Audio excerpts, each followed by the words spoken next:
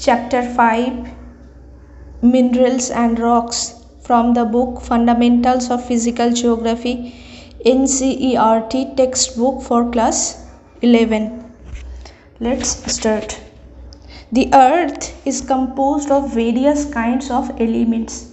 These elements are in solid form in the outer layer of the earth and hot and molten form in the interior.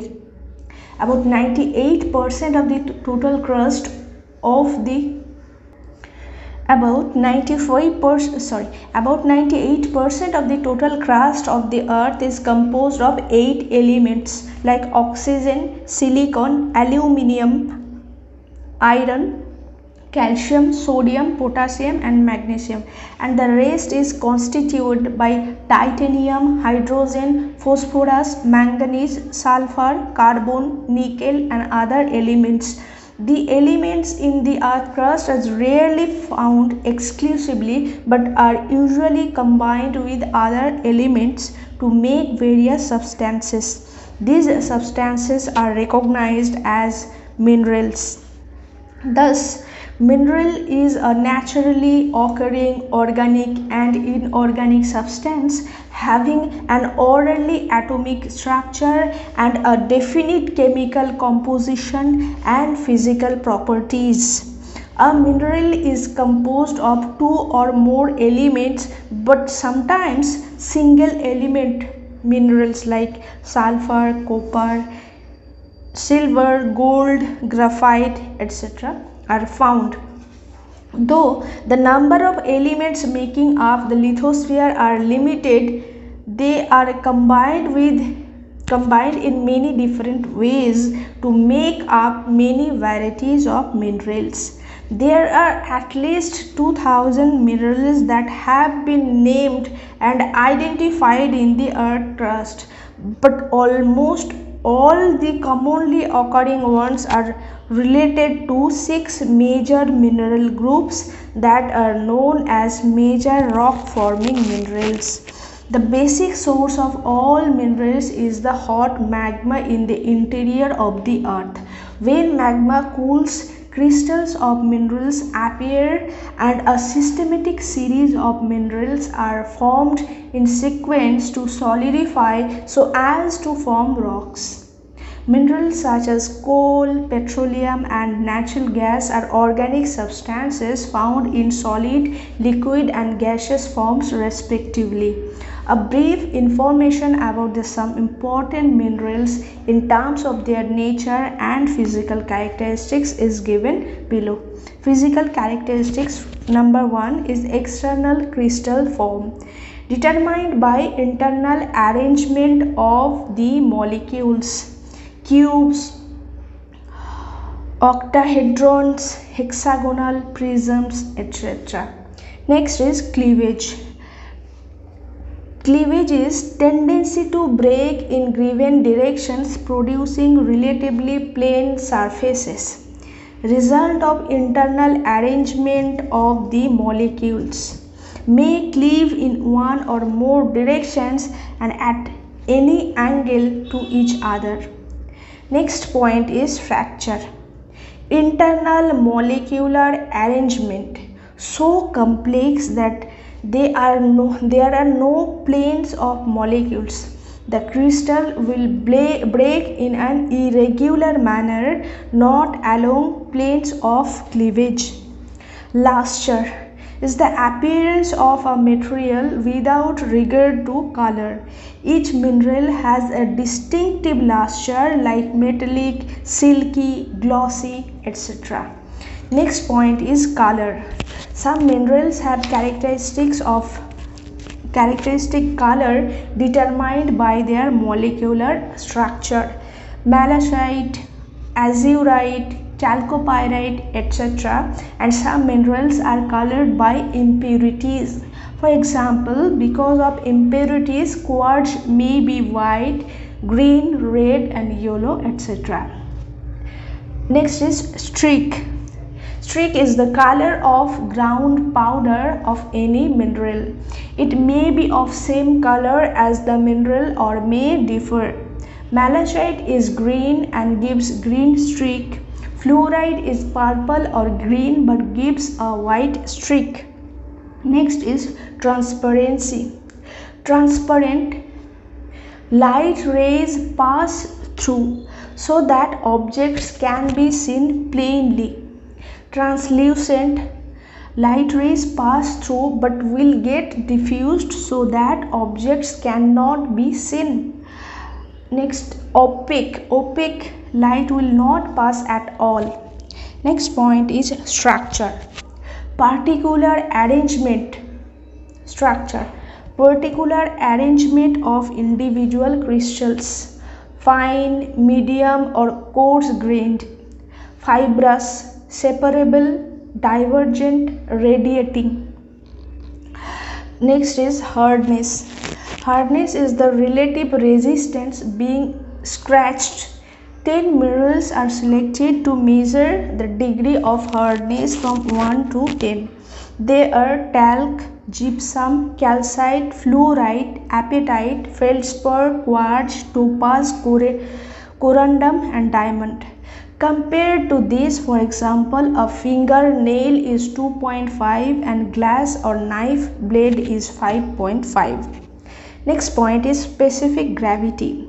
The ratio between weight of a given object and the weight of an equal volume of water. Object weighted in air and then weighted in water and divide weight in air by difference of two weights. Metallic minerals. These minerals contain metals content and can be subdivided into three types. Precious metals like gold, silver, platinum, etc.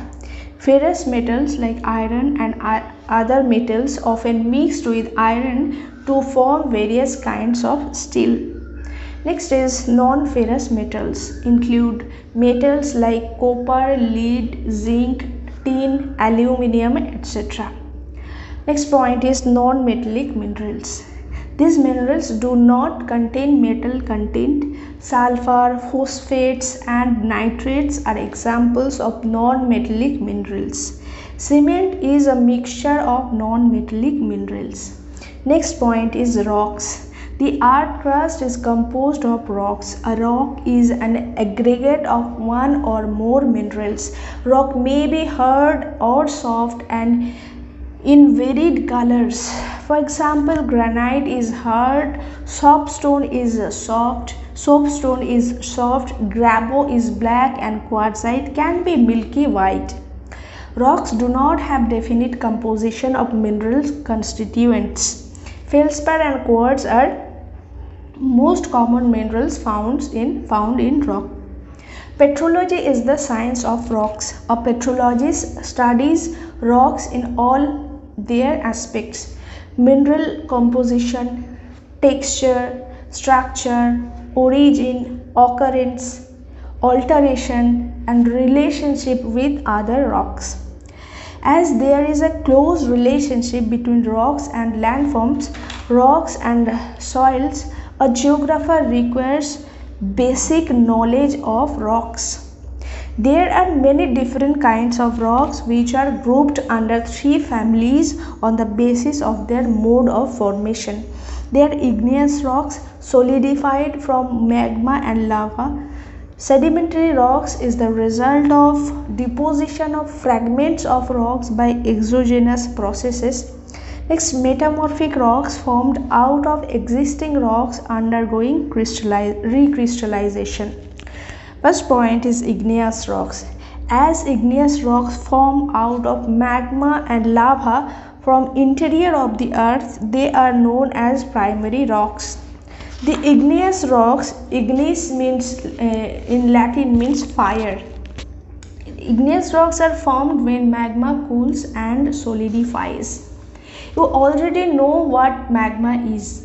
When magma is upward, magma in its upward movement cools and turns into solid form, it called igneous rock. The process of cooling and solidification can happen in Earth's crust or in the surface of the Earth. Igneous rocks are classified based on texture. Texture depends upon size and arrangement of grains or other physical conditions of the materials. If molten material is cooled slowly at great depth, mineral grains may be very large. Sudden cooling at the surface results in small and smooth grains. Intermediate conditions of cooling would result in intermediate sizes of grains, making up igneous rocks, granite, grabo, pegmatite, basalt, volcanic breccia, and tuff are some of the examples of igneous rocks. Next is sedimentary rocks. The word sedimentary is derived from the Latin word sedimentum, which means settling. Rocks, that is igneous, sedimentary and metamorphic rocks of the earth, are exposed to denudational agents and are broken up into various sizes of fragments. Such fragments are transported by different exogenous agencies and deposited. These deposits through compaction turn into rocks. The process is called lithification.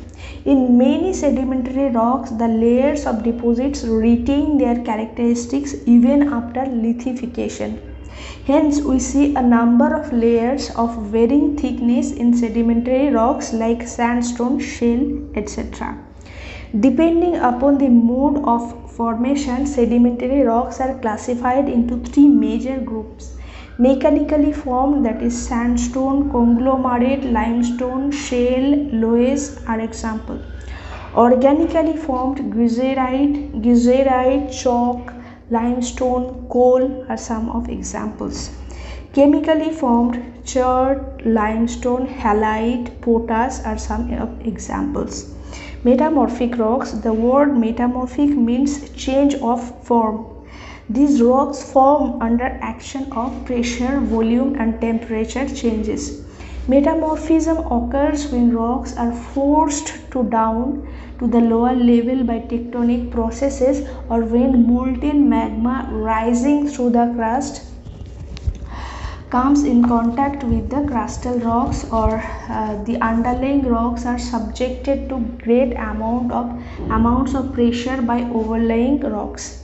Metamorphism is a process by which already consolidated rocks undergo recrystallization and reorganization of materials within original rocks.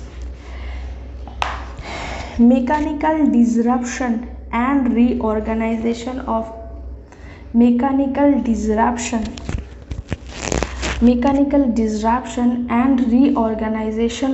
the original minerals within rocks due to breaking and crushing without any appreciable chemical changes is called dynamic metamorphism. The materials of rocks chemically alter and recrystallize due to their thermal metamorphism. There are two types of thermal metamorphism: contact metamorphism and regional metamorphism. In contact metamorphism, the rocks come in contact with hot intruding magma and lava, and the rock materials recrystallize under high temperatures. Quite often, new materials formed out of magma or lava are added to the rocks. In regional metamorphism, rocks undergo recrystallization due to deformation caused by tectonic shearing together with high temperature or pressure, or both. In the process of metamorphism, in some rocks, grains or minerals get arranged in layers or lines. Such an arrangement of minerals or grains in metamorphic rocks is called foliation or lineation. Sometimes minerals or materials of different groups are arranged into altering thin to thick layers appearing in light and dark shades. Such A structure in metamorphic rocks is called banding, and rocks displaying banding are called banded rocks. Types of metamorphic rocks depend upon original rocks that were subjected to metamorphism. Metamorphic rocks are classified into two major groups: foliated rocks and non-foliated rocks. Gneissoid, granite, syenite, slate, schist, marble, quartzite, etc. are some of the examples of metamorphic rocks. Next point is rock cycle. Rocks do not retain in their original form for long but may undergo transformation. Rock cycle is a continuous process through which old rocks are transformed into new ones. Igneous rocks are the primary rocks, and other rocks like sedimentary and metamorphic rocks form from these primary rocks. Igneous rocks can be changed into metamorphic rocks. The fragments derived out of igneous and metamorphic rocks form into sedimentary rocks.